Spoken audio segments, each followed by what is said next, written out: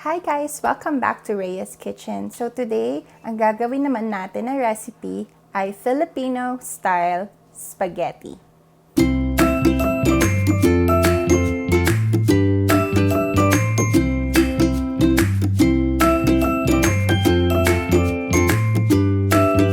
So, ang spaghetti recipe na to ay parating nire-request kapag meron kaming handaan or merong bisita. At itong recipe na to, bali naisip ko siya after cooking so many variations of spaghetti sauce.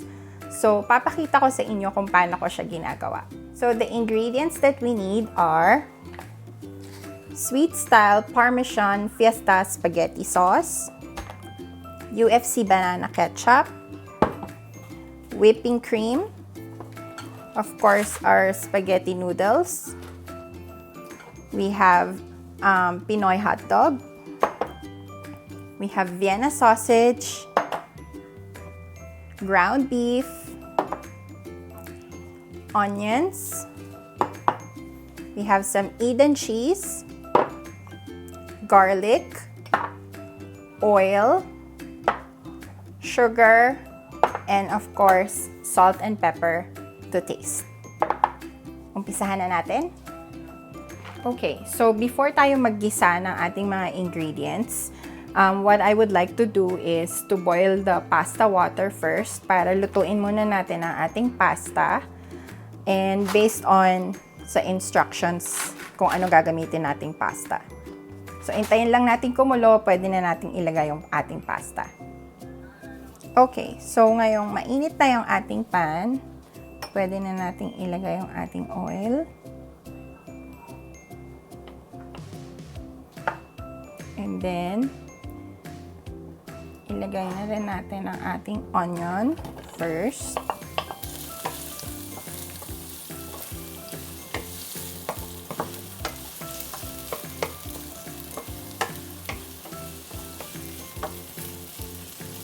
So, pwede na nating ilagay ang ating garlic.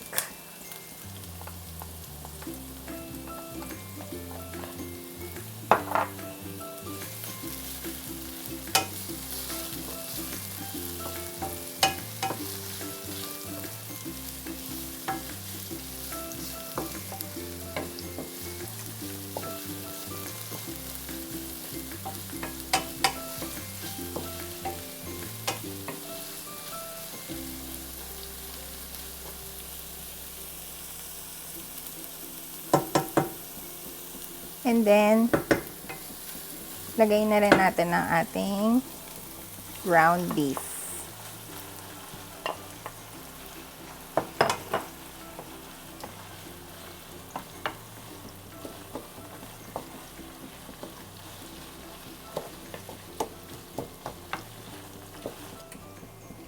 We can put a little bit of salt.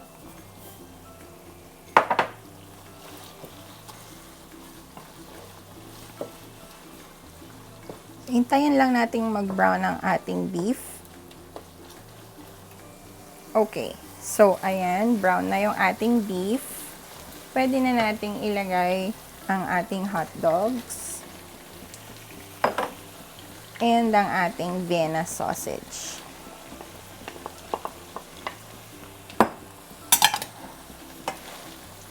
And then, haluin lang natin.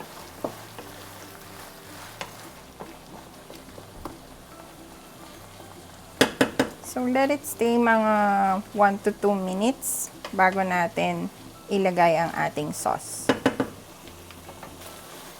So, pwede na nating ilagay yung ating sauce. Ayan.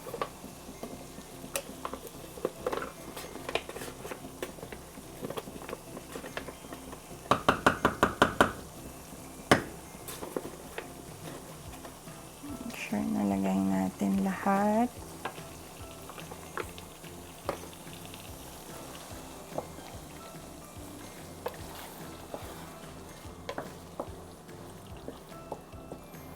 Hinaan lang natin yung ating fire about medium. para hindi masunog. Kasi isi-simmer lang natin siya. Okay, so kumukulo-kulo na siya. Pwede na nating ilagay ang ating UFC banana ketchup.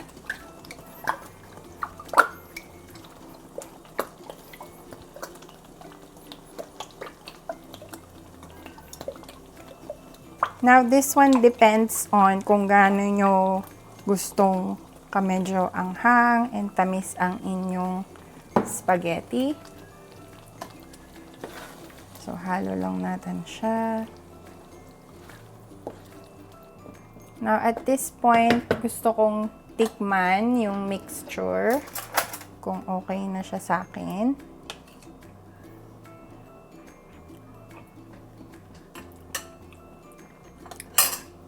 Okay.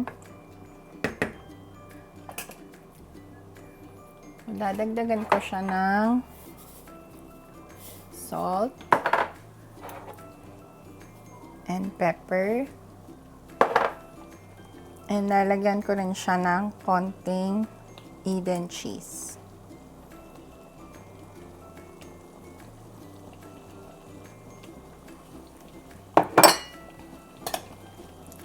So, haluin ko lang siya.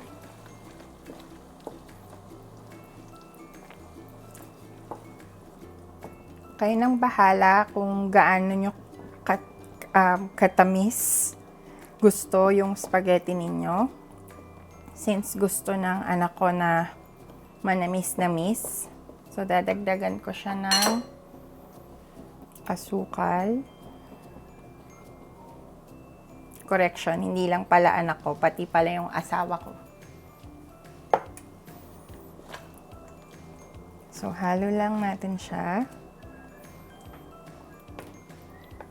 And then, we'll just let it simmer. And make sure na hindi masyadong malakas ang ating apoy para hindi masunog. Ihalo-halo lang natin siya. Okay guys, ituturo ko lang sa inyo kung paano gumawa ng simple garlic bread at home para may kapartner ang ating spaghetti. So, we need butter or margarine. Spread lang natin siya.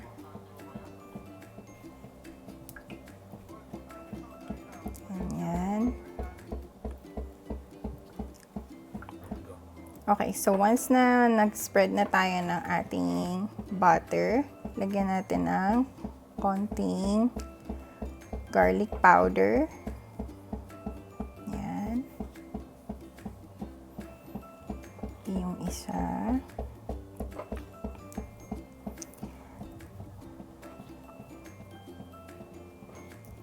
Yan. And then, ilagay lang natin siya sa toaster para matusta siya ng konti.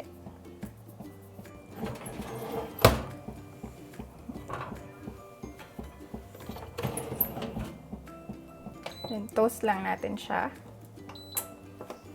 And then, it'll be ready soon.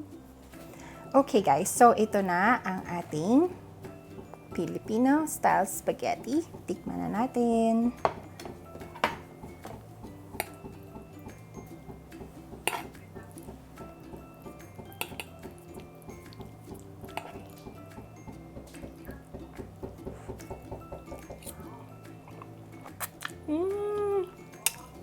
Sarap guys!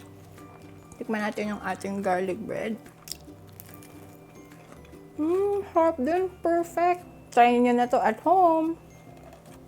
I hope you guys enjoyed this cooking video and hit like and subscribe for more recipes to come. Bye!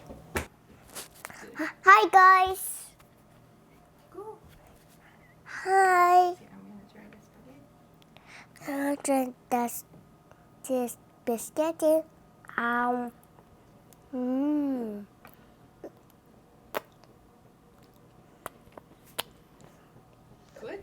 It's good? Look to the camera. Say. Good.